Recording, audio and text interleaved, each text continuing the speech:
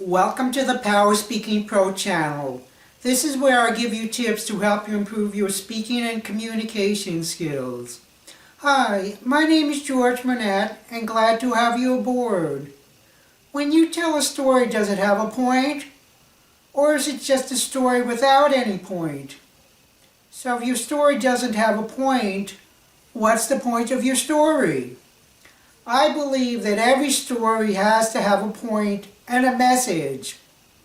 I think of the song by Arlo Guthrie, which is an 18-minute song recorded during the Vietnam War era. Although his song is very long, it is humorous, but it ultimately does have a point. He's clearly making a message about that he's opposed to the war in Vietnam. So when you tell a story, does it have a point? When you go for a job interview, when you get a question, I suggest one of the better ways of answering the question is to tell a short story, but the story needs to have a point. That is, how did you make something better?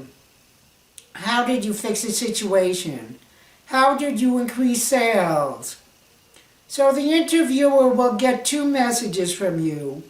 Stories are easy to remember, and two, they will remember the point that you were telling in the story. When giving a speech, your story should make the point which supports the main theme of your speech. Telling a story which doesn't have a point is actually a waste of the listener's time, and it takes their attention away from your main theme. So when telling a story, make sure your story does have a point.